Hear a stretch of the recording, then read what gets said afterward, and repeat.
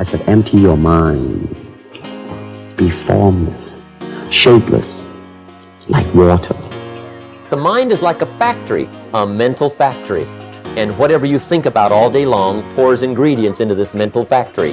Can you imagine dumping a barrel of trash into this mental factory every day and coming out with a rich, dynamic, positive life? It can't be done.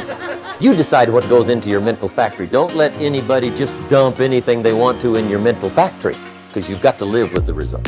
And the moment you decide to make a different choice or do something differently, that's when you're leaving the known familiar territory. And if the body has been conditioned to be the mind, now the servant is the master.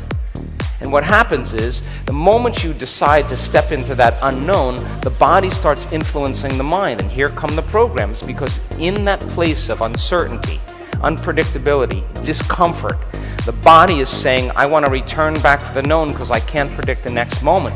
And it starts influencing the same thoughts. And in fact, the thoughts in our head, the chatter in our head gets louder. Once the mind knows you're not going to quit something, it's going to try to find more.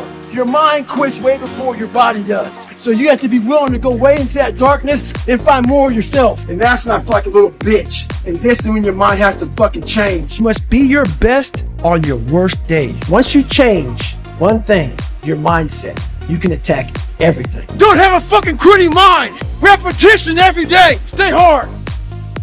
And if we respond to that same thought in the same way, the same thought leads to the same choice. The same choice leads to the same behavior. The same behavior creates the same experience. And the same experience then will produce the same familiar feeling. And people say, this feels right. No, it feels familiar. You're returning back to the known. And the door closes to the unknown. So then, it makes sense then that in order to change then, you have to be greater than your body that has been conditioned to be the mind. That you have to demonstrate a will that's greater than those programs, that you have to recondition your body to a new mind. Your perceptions are controlling your life. When you change your perceptions, you change the functions of your cells. And all of a sudden it says you're not a victim, you're the one that can create it. A switch is a perception. Oh, very important point. Are all your perceptions accurate? Are all your perceptions of life accurate? Some of them may not be accurate. So let's change the word. Instead of just perceptions, it's belief. It's your belief that controls your biology. You change your belief and you change your biology. Your brain's amazing. Once you feed it the right conversation, the right mental nutrients, the right mental supplements, the right internal dialogue at the right time, with the right hit, with the right proof of what you've done in the past, and you send that right to the right circuit, dude, you're a fucking beast. A beast. Your belief carries more power than your reality. And all of a sudden, that's why your beliefs are manifesting your life experience. It's not a coincidence. It comes from the mind, and that already is a problem. The mind? Like there's one mind? No, there are two interdependent minds. They learn in different ways, and they function totally differently, but they work interdependently. Your life is not an accident. You are creating with your beliefs. You have the power to do more than you can ever begin to imagine. Don't underestimate yourself. You don't know enough about yourself to become a cynic. And so you've got to challenge yourself to access that power that you have within you. You're more than a conqueror. So the important thing for you is,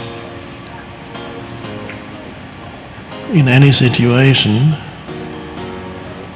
be in touch with that inherent power of presence. Because ultimately, that is the power of now.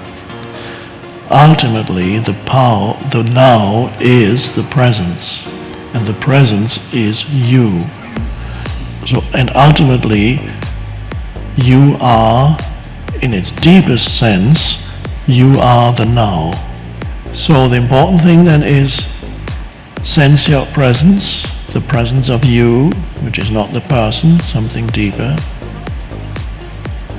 That is consciousness, being aware of itself.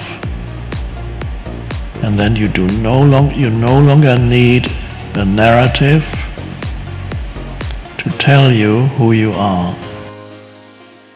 The mind doesn't exist by itself. It exists in relationship to other minds. So it's relational and embodied in the brain, but in your biology, and it regulates the flow of energy and information in our bodies and in the ecosystem of relationships.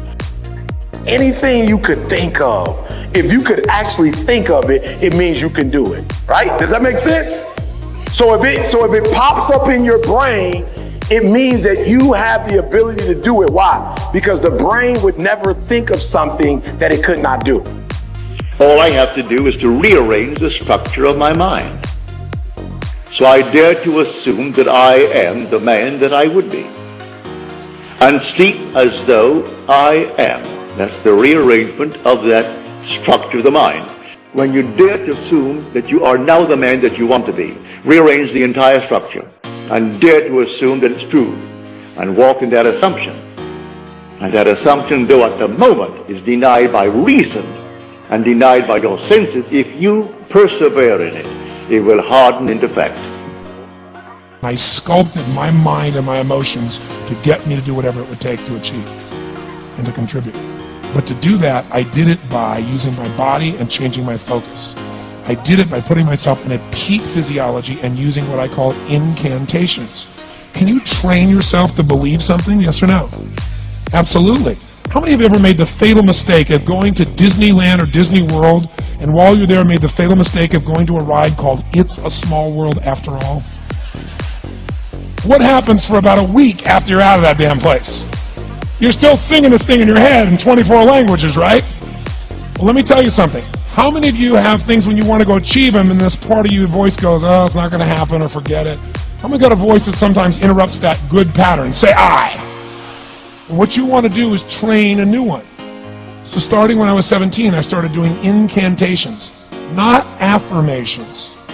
Affirmation, you go, I'm happy, I'm happy, I'm happy, I'm happy, I'm happy. What's the problem? You haven't changed your what? Your what? Physiology. If you don't change your physiology, you won't get anything. So an incantation is not only you speak it, but you embody what you're saying with all the intensity you can. And you do it with enough repetitions that it sticks in your head. Like It's a Small World, now the conversation in your head is always the same and it gives you what you want.